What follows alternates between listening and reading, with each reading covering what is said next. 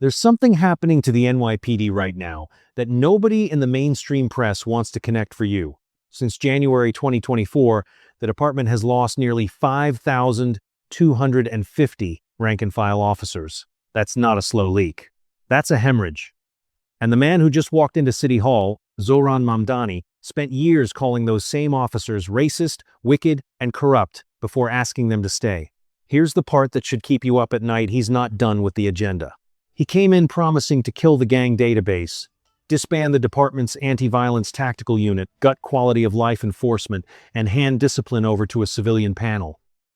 And while your neighborhood may be 1,000 miles from New York, every policy decision he makes gets copied. Portland copied it, Seattle copied it, Chicago copied it. That's why this matters to you. Let me show you what they don't want you to see.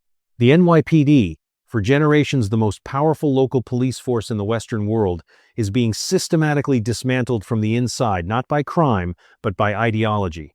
And the man holding the wrecking ball is a 3-4-year-old democratic socialist who once said, "The police are a threat to public safety." Now he's their boss. Here's where it gets crazy. In 2025, the NYPD averaged roughly 316 officer departures every single month. Not retirements from a pension cliff, actual cops walking out the door, quitting before 20 years, going to Texas, going to Florida, going anywhere but New York. The Police Benevolent Association put the number in plain language. Cops are quitting every single day because of an inhumane workload, endless second-guessing, and pay that doesn't come close to what departments in red states are offering. The NYPD's headcount is currently sitting below 35,000, a threshold the department hasn't hit in 5 years, while the peak in the year 2000 was over 40,000 officers protecting roughly the same number of people. Do the math. Nearly 5,000 fewer cops patrolling the same 8 million residents. And Mamdani's own position is that he wants to keep that headcount flat, not grow it flat. While his police commissioner Jessica Tisch has reportedly been pushing to expand it, Mamdani has said, according to reporting, that he believes the current size is appropriate.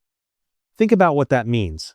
The man setting the agenda for America's largest city is looking at a department bleeding officers by the hundreds per month, and his answer is to hold the line, not backfill, not recruit harder, not raise pay, hold the line, and then rebuild public safety around something entirely different. Now here's what I want you to understand about what that something different actually looks like, because the media will dress it up in the softest possible language, and you'll never see the real shape of it unless someone draws it out for you. Mamdani's signature proposal is a Department of Community Safety originally pitched at $1 billion budget. The idea is to pull responses to mental health calls, homelessness incidents, and what his administration calls lower-level situations away from the NYPD entirely and hand them to civilian outreach workers. He cited a program in Oregon as the model. The NYPD currently responds to approximately 180,000 calls per year involving emotionally disturbed individuals. That's not a rounding error. That's an entire category of emergency response that he wants to reroute through people who don't carry a badge and have no authority to detain. Officers with decades of experience pushed back immediately. A 8-year veteran told Police One, and I'm not paraphrasing dramatically here, that mental health calls are among the most unpredictable and dangerous encounters officers face. Another officer put it in words anyone can understand. You're sending a laborer to do a job that requires a skilled professional. The work may get done, but not to the same level. And when it goes wrong, you call the police to clean up the mess. But wait until you hear what happens next, because this is where the story gets a layer deeper. The billion-dollar department Mamdani campaigned on, it doesn't exist. What he was able to actually create, according to reporting by the Marshall Project, is an office, not a department, operating on a $260 million budget for 2026. That's less than a quarter of what he promised. The city council didn't give him the legislation he needed to make it permanent, which means the next mayor could dissolve it on day one. And get this, the reason it couldn't be funded is that New York City is already in the middle of an ongoing budget crisis.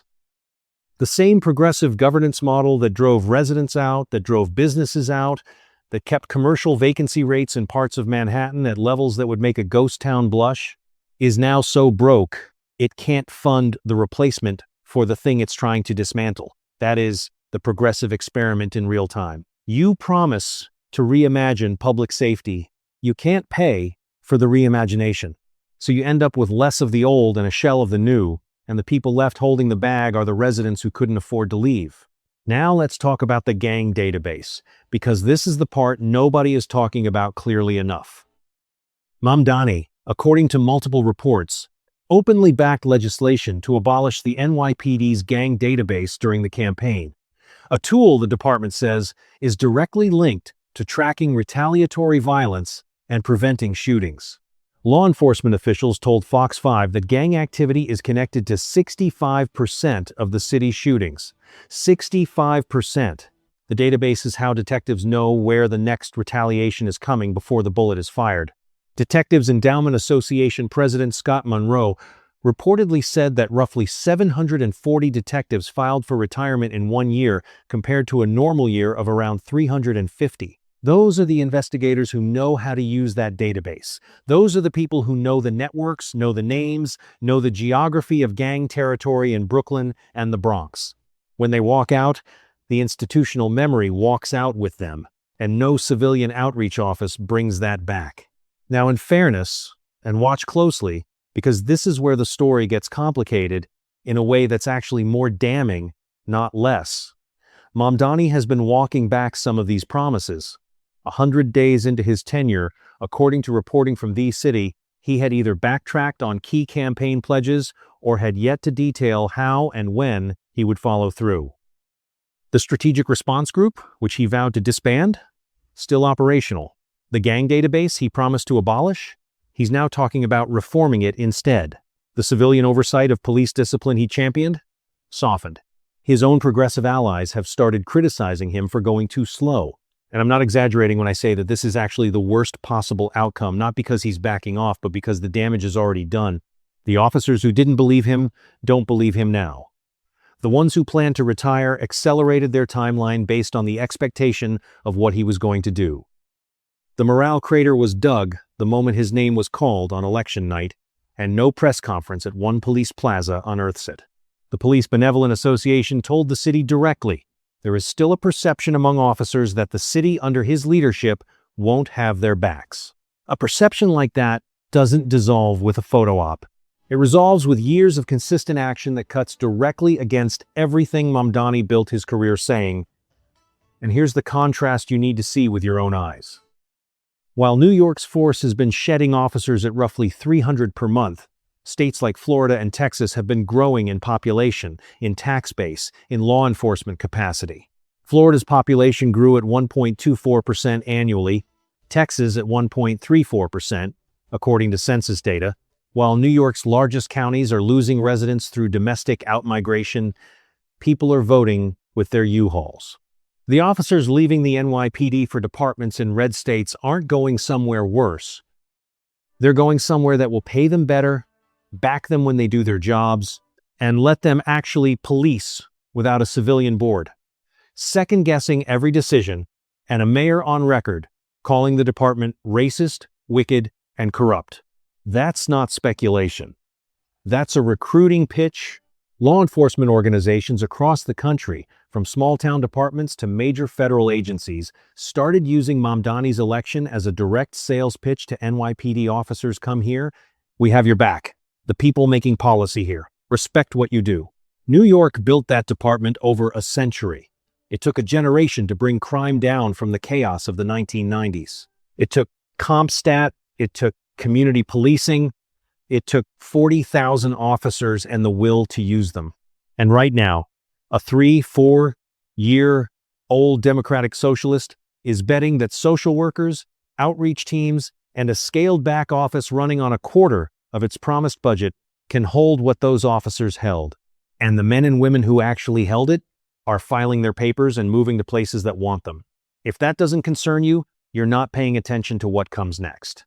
Because when the next surge hits, and in every city that has run this experiment, it is hit, there won't be enough experienced officers left to stop it.